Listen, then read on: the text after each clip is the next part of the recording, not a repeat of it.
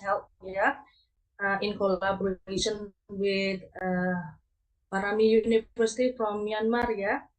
And this event is held as a participative and collaboration between subject, which is introductions to events management and also international cross-cultural communication, which are taught by Ms. Dewi. So, and we are inviting also other students from other university, which is from Universitas Udayana, to be the speakers of this event. So, and also we have a guest speakers from Myanmar, yeah, Mr. Thant and the topic of this event is overcoming cultural challenges and embracing diversity.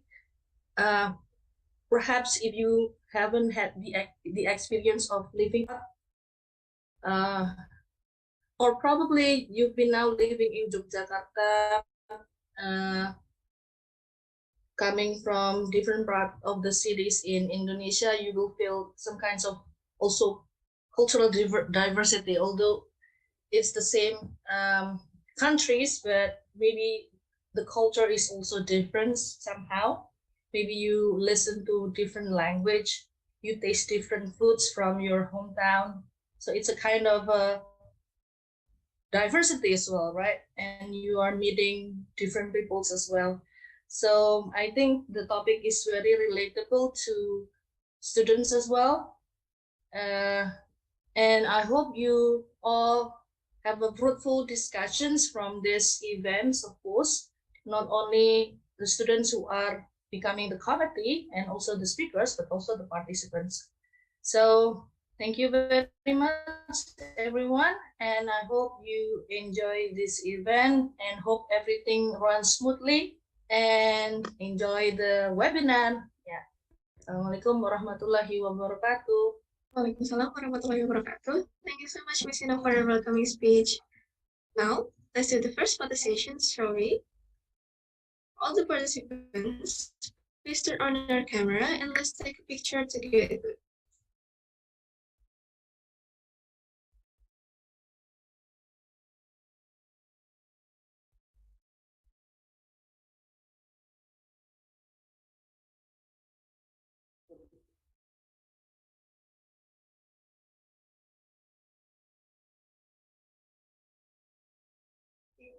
Please turn on your camera.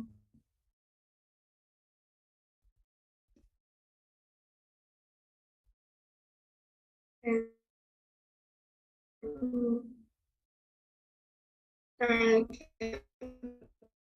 for our chat.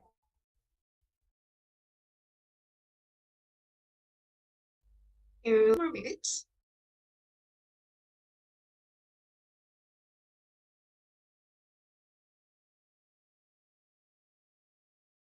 Okay, I will start countdown. Operator, please help me to take a screenshot for our documentation. 3, 2, 1. Okay.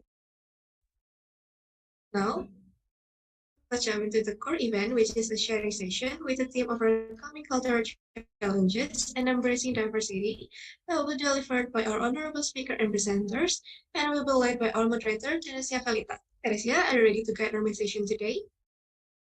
I'm so ready, and I'm so excited for today's session, Marcia. Thank you. Time and screen are yours. Okay, so good morning, everyone. How are you guys feeling today? If you guys are feeling good, please give a reaction of thumbs up or any other positive reaction. Okay, so we see that everyone is really excited for today's webinar, and so am I. Okay, so I'd like to welcome you once again to webinar event talk 45, Overcoming Cultural Challenges and Embracing Diversity. First and foremost, let me introduce myself. My name is Teresia Valita, and I will be accompanying you as the moderator for today. We'd like to say thank you to all of the participants that have made their time to join us this morning. And also, we'd like to thank our amazing speakers that will be sharing their insight and their knowledge today. Now, as Marsha have said before, we will have 4 sessions that will definitely add your knowledge on multiculturalism and diversity. So, without any further ado, let's move to the first speaker, which is Group 3 from Applied English UGM. So this group consists of Nisrina Aulia, Ahmad Taufiq Hidayatullah, and Rivalia Pawestri. They will be talking about recognizing people with special needs. Wow, this is a really important topic to talk about, isn't it? Okay, so without further ado, Group 3, the time and screen is yours.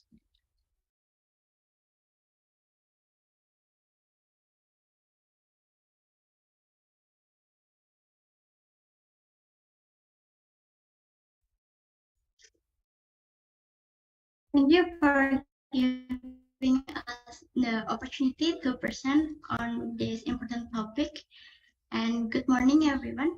My name is Rivalia Pawestri, and we'll be presenting on the topic of raising awareness of inclusive education through the perspective of UKM Peduli Difabel UGM.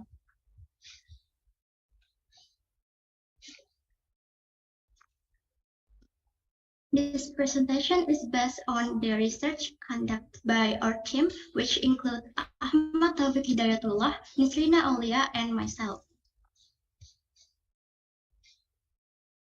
Firstly, let me provide some background information.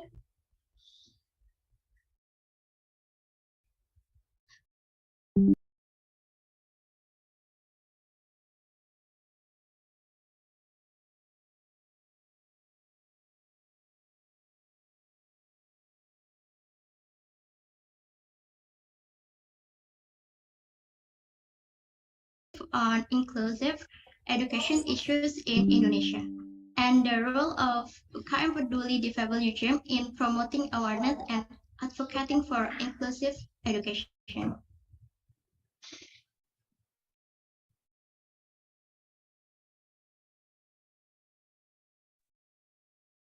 Thank you. I'd like to discuss with you about the concept of inclusive education, and also its implementation in Indonesia. As you can guess, the word inclusive itself is about involving everyone, but inclusive education is not just about that. It's also about ensuring that people with disabilities is involved, both academically and also socially. So the key is the participation of children with disabilities and the basic of achieving inclusive education.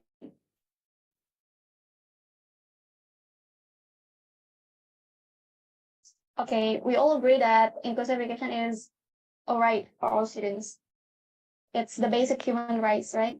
So the problem is the implementation of inclusive education has been limited and faces several challenges in Indonesia.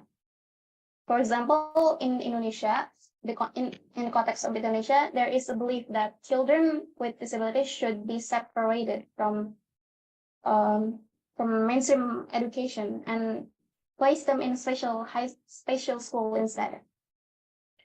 So when students do not have exposure to, do not learn side by side with them, this can be harder for people with disabilities to get a good understanding with people with disabilities, and also this can also make it harder for people with disabilities to get a good education and also find opportunities for jobs in the future. So to address these challenges, there is a need for a collaborative approach that involves all stakeholders in promoting and implementing inclusive education in Indonesia. So specifically, community involvement is particularly important in promoting and supporting inclusive education because they can act as a bridge between students with disabilities and also the university administrations, facilitating communication and also promoting awareness of disability issues.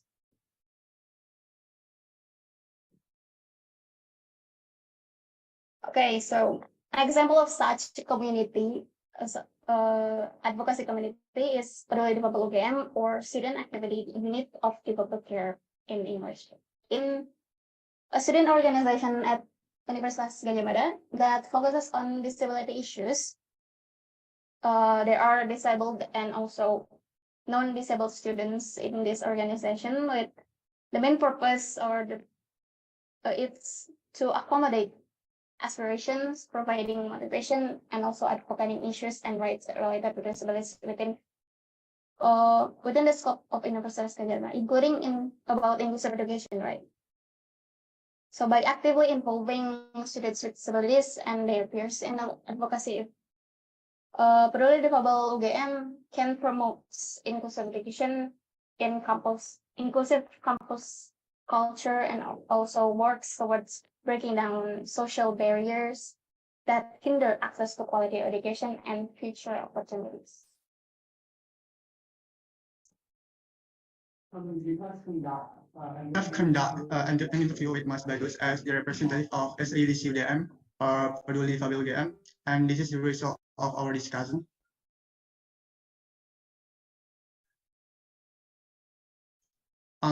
The first thing that we conclude from our interview is the perspective of Asy'ari UGM. The first thing is that in general, inclusive education main point is to eradicate exclusiveness such as discrimination towards people with disabilities.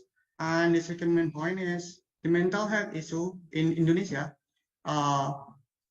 related to people with disabilities hasn't been highlighted that much by the government and the wider public, even though it's an important because many people with disabilities have experienced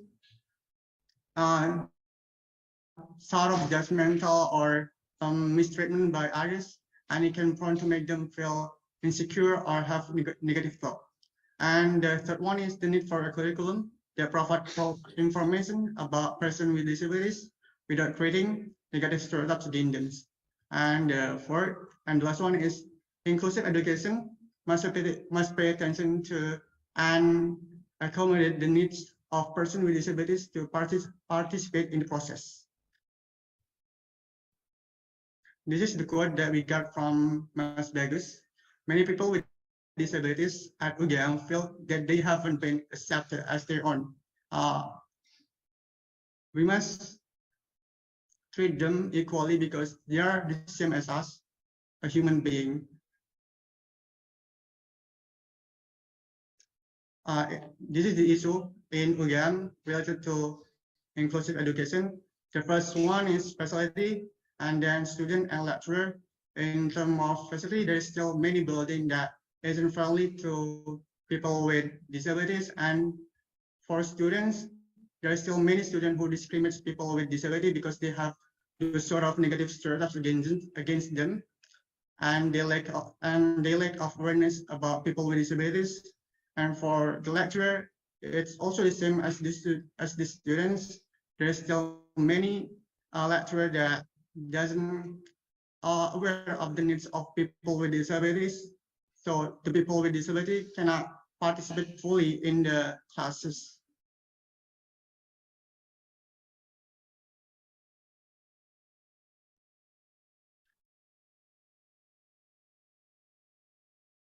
And this is the role of SAUDC UGM in raising awareness and fighting for the rights of students with disabilities at UGM. The first one is making a campaign called Harmony Inclusive. It's a campaign to build awareness for other people, to make them understand better about people with disabilities and to make them have empathy towards people with disabilities. And the second one is Body. Space is a space made by SAUDC UGM to make people with disabilities have a space to share their feeling and find out their feeling about their daily life. Because if they have a problem, they can share their problem with the body. There is also a way to address the issue of mental health in Indonesia. And the last one is the formation of ULD, ULD is Unit Layanan Disabilitas, and there is no ULD in UGM yet. It's important because with ULD, many people with disabilities can get into UGM by providing a new entrance exam specialized for people with disabilities.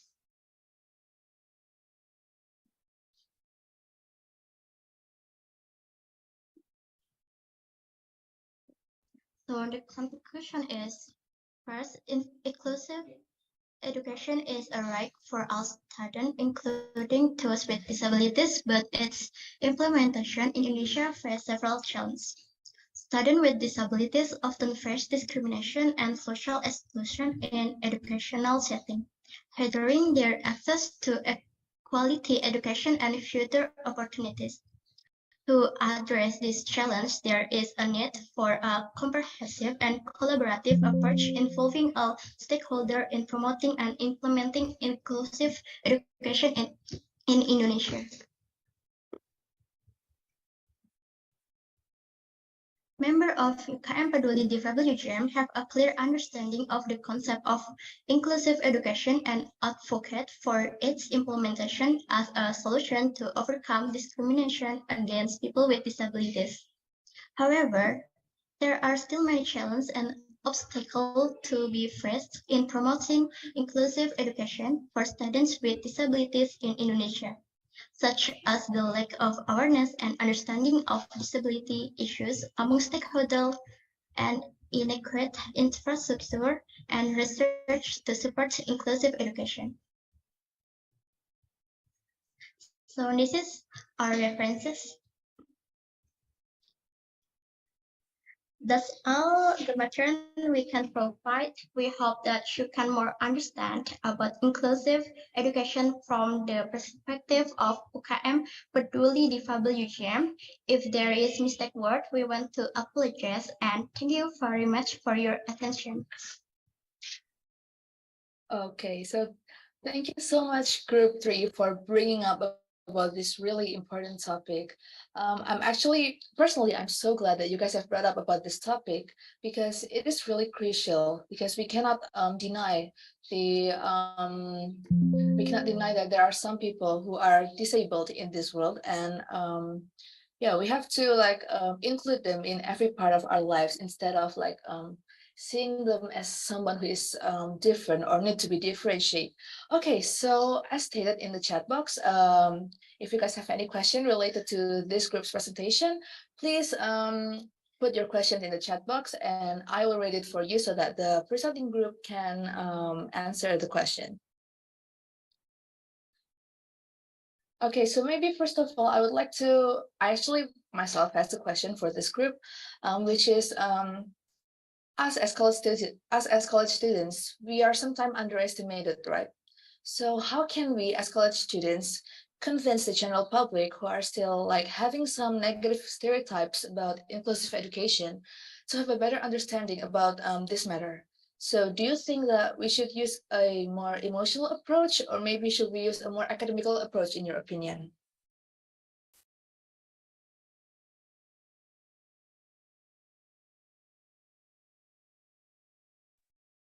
Sorry, can you repeat the question?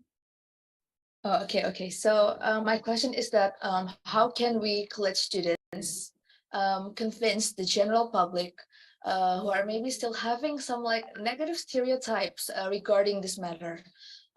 So should we use a more emotional approach, maybe like to approach them like personally, or maybe should we use like a more academical approach in your opinion? So maybe like academical approach is something like using data or using journals that you know to convince them or to bring awareness about this topic to them.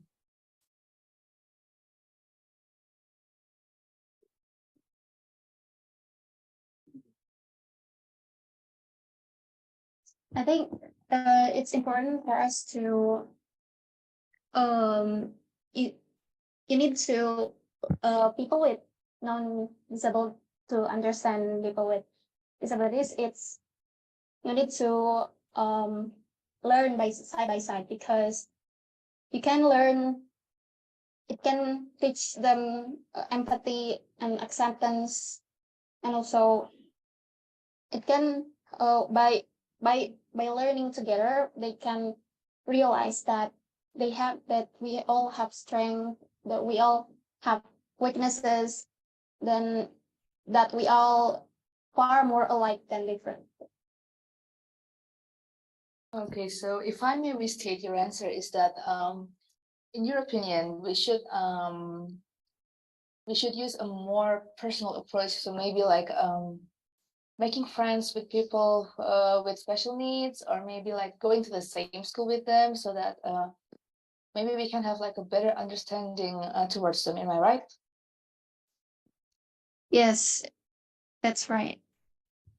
Okay, so thank you so much for the answer, Group 3. That was a really eye-opening answer.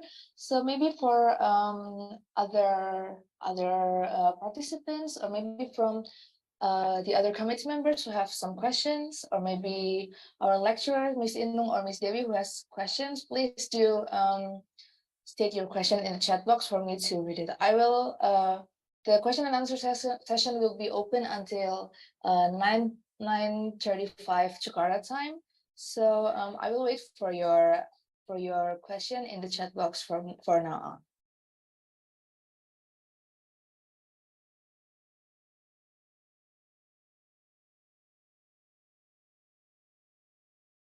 Or maybe for those of you who are currently watching from our live stream on YouTube, please share your questions in the live chat.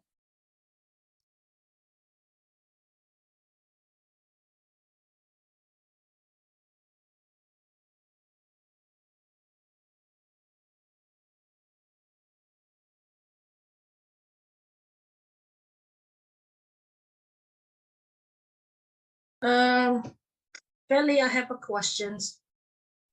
Oh yeah, sure, Miss. Please do.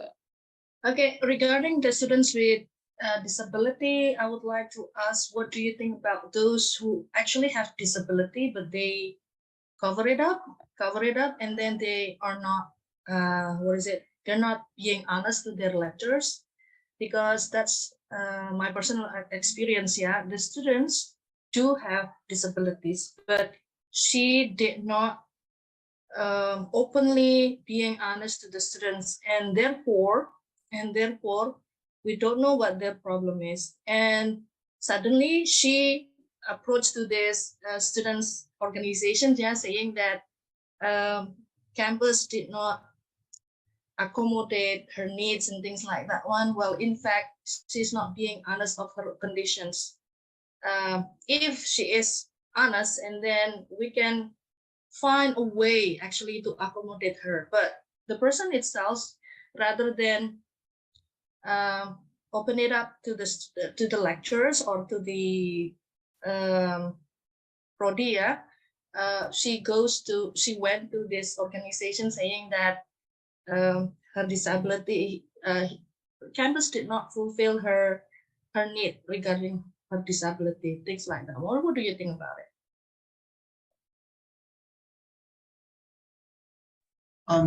Thank you for the question, Ms. Inu. In those situations, we have to know beforehand what is the reason why they cover up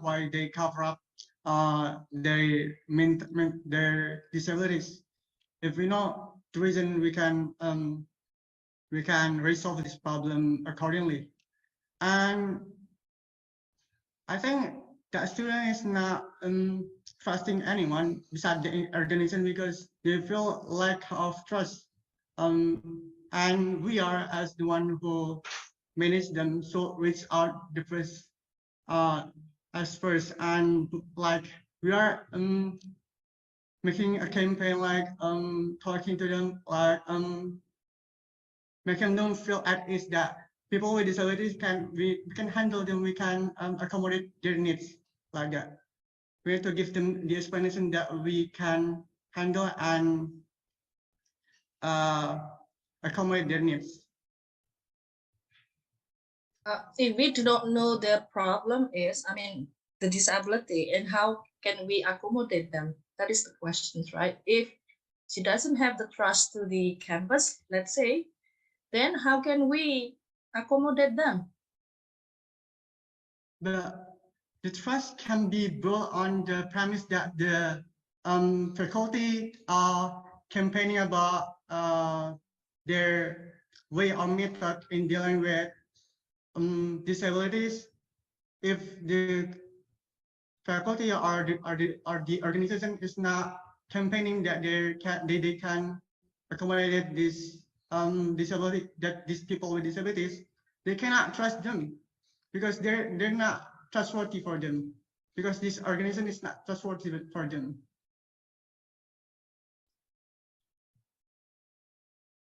Like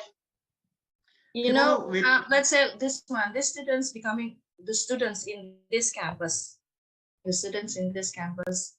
and she has the right to study, although regarding their disability, right? But she needs to be honest with campus.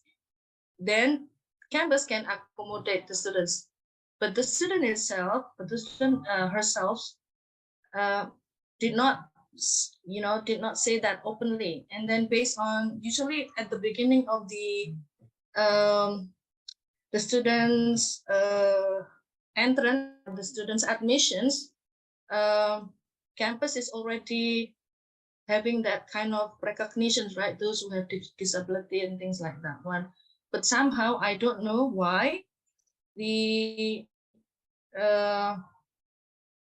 divisions that responsible for the admissions do not actually give the informations to Prodi, let's say. Yeah, that is why somehow we don't know about the students' individual, needs. That's the thing. It means that the student herself, the students who have disability, they need to approach the Kaprodi or the lecturers saying that he or she has this kind of disability, and they should be honest about the things that they need to be accommodated. For example, if they have physical disabilities, how the campus, like for example, the departments can accommodate their needs. For example, for let's say for the accessibility for wheelchair, let's say if they have to go to the second floor for classes and things like that one. So I think it's also important for the students who have disability to be honest. And then I think that is the role for this UKM, for the students organizations, to actually to find out those students who have disability, and then try to try to help them communicate with Prodi, let's say, from the smallest unit in the university, so that their needs will be accommodated, instead of saying to the public that the needs of the disabled students are not accommodated. They need to do the communication first, right? Somehow what happens is that the criticisms is already viral, right? The criticism is already viral, but there's no communications with campus. So I think that's what happened. It's, that's one thing. Thank you. Thank you, Mr.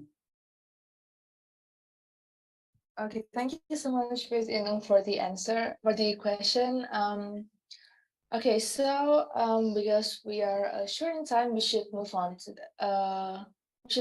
the next presenter, which is group from Universitas Udayana. So, for the question in the chat box, we will keep it later, and then we will give back the answer to you later via our group chat in WhatsApp. So don't worry, all questions will be answered, but some of them will be answered via the WhatsApp group chat. Okay, so moving on to the second speaker, is this group from Universitas Udayana. This group consists of Dewa, Putu, Bhagastya, Dharma, Ratu, Ayu, Alicia, Lunasita, Manikmas, and RR Trisnia, Ananda, Sutarmana, Putri. where they will be talking about dance sport in Indonesia. So without any further ado, Udayana Group, the screen and time is yours.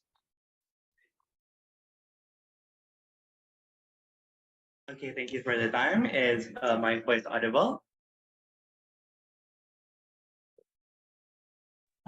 Yes, audible. Okay, thank you. So, hello everyone.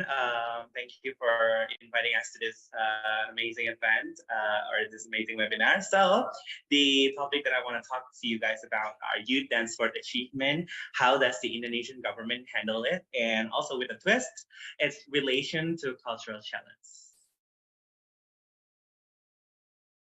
So this is our team. We consist of 3 persons. The first one is me, Dr. Bhagastya Dharma. I'm currently in first semester of IR student. And then there's Ratu Ayu Alicia Lunasita Manikmas and Raden Risniananda Sutarmono Putri. So actually, the background of this is that dance sport existence in Indonesia are currently thriving. This started when dance sport itself were acknowledged by the International Olympic Committee, or IOC, represented by International Dance Sport Federations, or IDSF. Dance sport is the activity that combines sport and dance, and that allows the participant to improve physical fitness and mental well-being. Types of dance sport itself, you guys may have heard a bit, like waltz, slow fox, tango, quick step, Viennese waltz, cha-cha-cha, samba, rumba dance, line dance, synchronized dance, break dance, and sometimes also traditional dance is included. So I think all of you guys know that there's a certain viral moment regarding this topic about 2 students from SMPN 1 Ciawi that are blasted on social media. So the general public is that the thriving existence of dance sport. Hence, that's why this viral moment happened. So 2 students are from SMPN 1 Ciawi are, I believe they're doing ballroom dance, and that's why they are blasted on WhatsApp, because they are showcasing dance sport. From the picture beside me, people have said that this is damaging the young generation of Indonesian Muslim, or the young generation of Indonesian themselves. This criticism comes from the point of view that dance sport activities are not traditional dances or not products of Indonesian culture.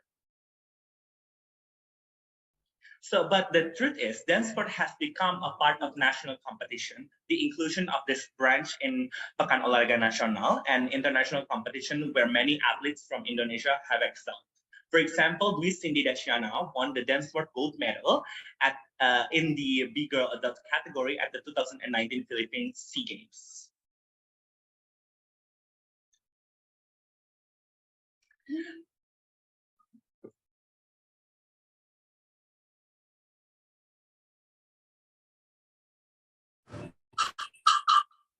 Thank you for the time.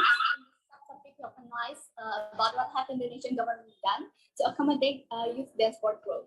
The first one is dance community. One of the government ways to support the dance sport expansion is by providing a dance sport specialty community. Ikatan Olahraga Dansa Indonesia, or known as IOD, is the main community that has spread across almost every region in Indonesia. Not only provide mentoring and training for athletes, IOD associates dance sport athletes with government in terms of managing facilities and participating in championship. The second one is mentoring and training program. To improve and enhance athlete skill, the government held training and mentoring regularly for the athletes.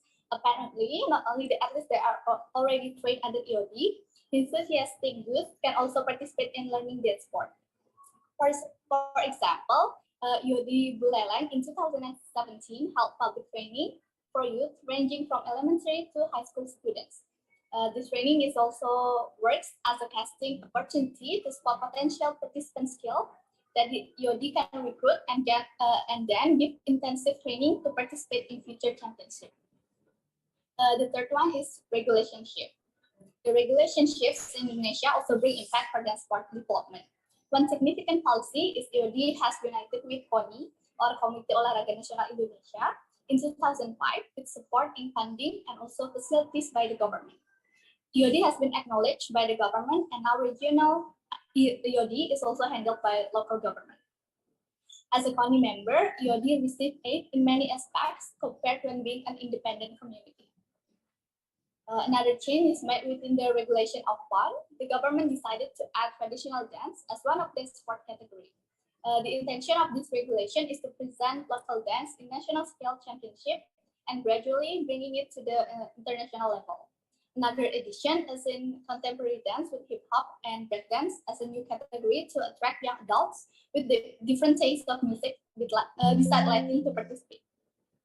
Okay, unfortunately, those two policies haven't made such big impact to the dance sport community. So we have our two suggestions for the government to support the youth dance sport. Okay, the first one is exposure.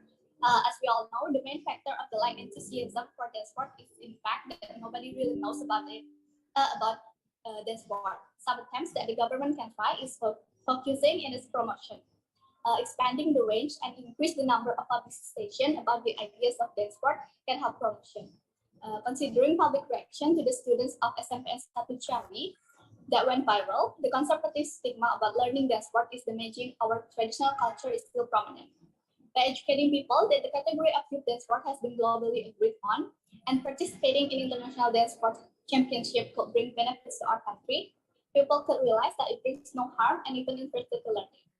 The second one is appreciations toward the participants. When winning the championship, the award will definitely be given by the one who held it. But what about government rewards? Rewards that can be given are in the form of providing facilities and professional mentors to further boost youth dance sport member abilities. The urgency of publicity about championship winners to the media can also be a form of appreciation because aside from supporting acknowledging the efforts that have been made, the achievement can also motivate other participants. Plus point is the winner and the dance sport itself could get more recognition.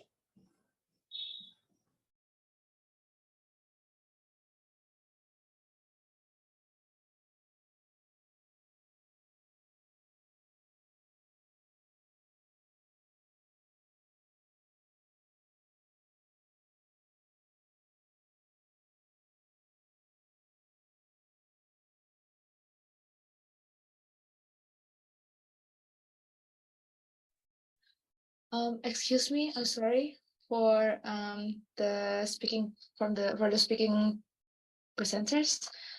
We think that we cannot hear your voice or you're not audible. Okay, am I audible? Yes, you're audible now. Okay, I'm very sorry. Okay, Okay. let me repeat it. So the cultural challenges of this dance sport is in the form of cultural dissolving, and usually this leads to another culture. Currently, PON also organize dance sport. Therefore, due to the focus of the younger generation in dance sport, there is less space for the people to explore in traditional dance. So it creates potentially fewer people interested in learning and exploring traditional dance.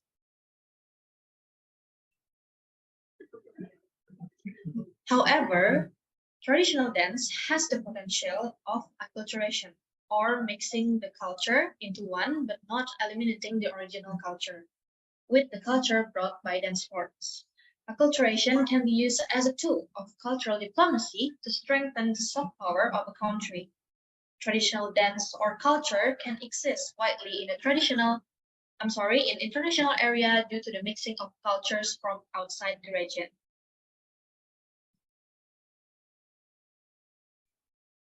So what is cultural diplomacy that I have said before? Cultural diplomacy is a diplomacy that utilizes cultural aspects to fight for its national interests in the international community. The purpose of this cultural diplomacy is to attract foreign communities and gain respect from them without the use of violence, and this is also known as soft power.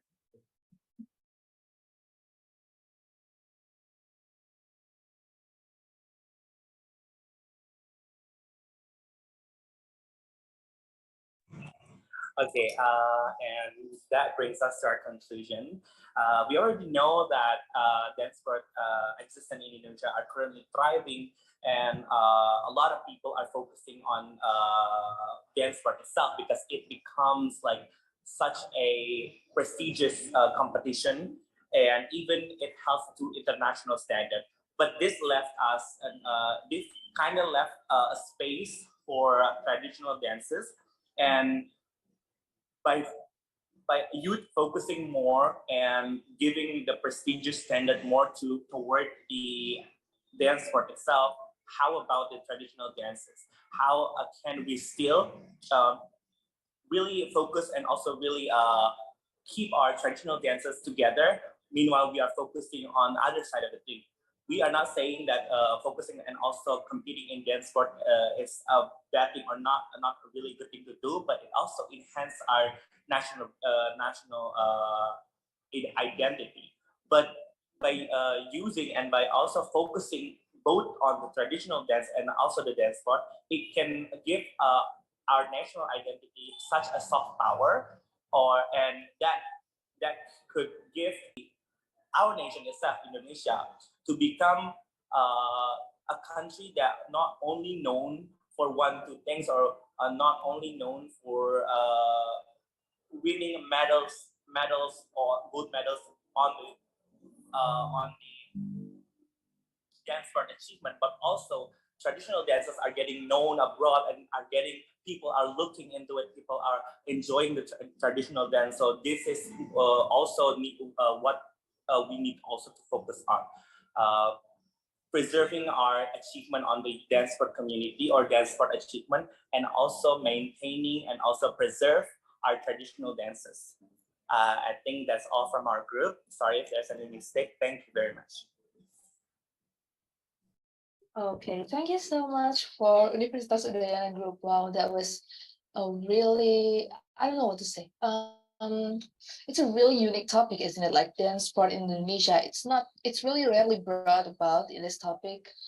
So for those of you who have questions for this group, please feel free to put your question in the chat box for me to read it so that the presenting group can answer this question. Okay, so our beautiful MC Marsha has a question for you guys. So from what happened in Ciawi, we can see that the insult is actually coming from some part of our society itself.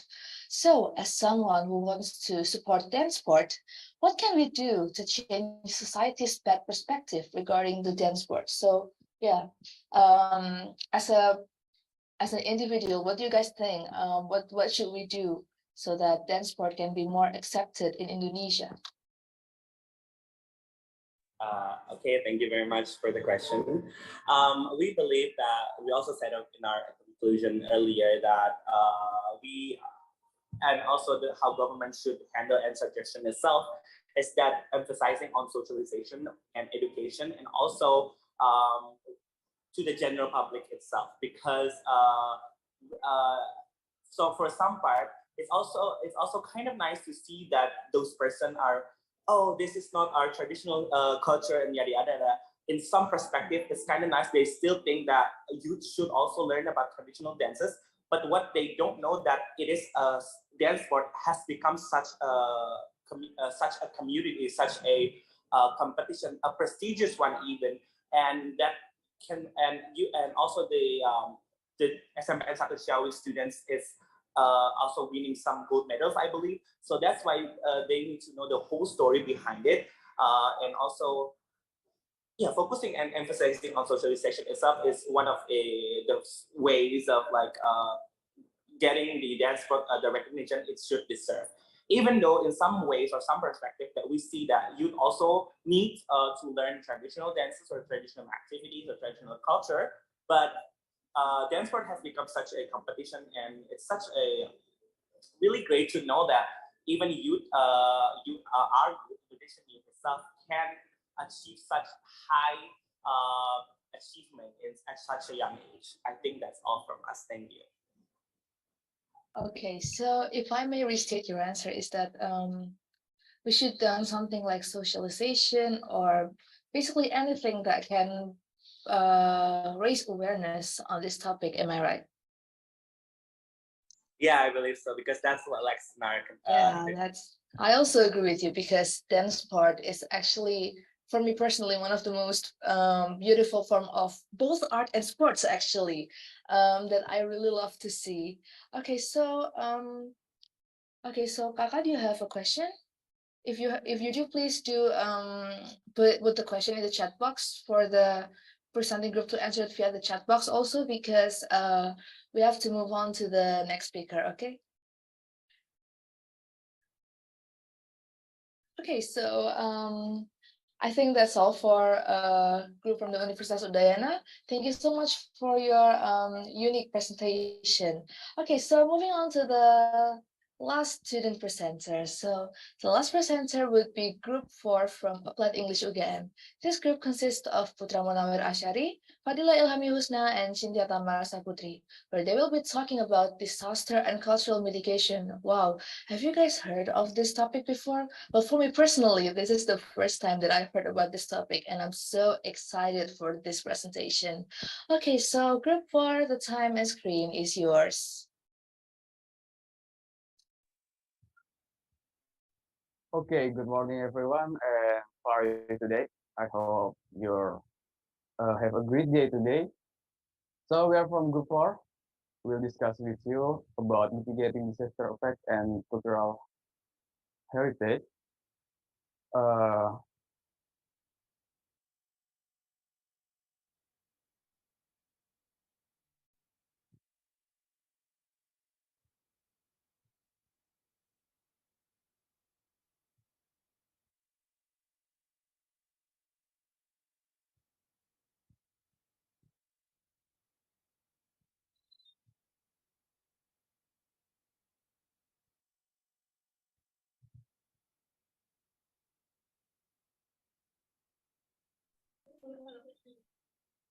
Okay, so everyone, would like to apologize. We still have some technical issues, so please wait for a moment.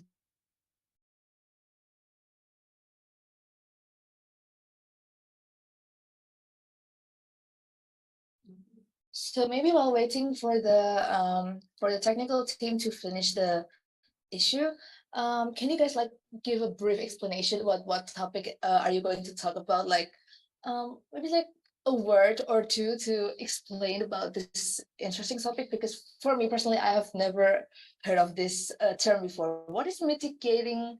What is cultural mitigation for you in a short way?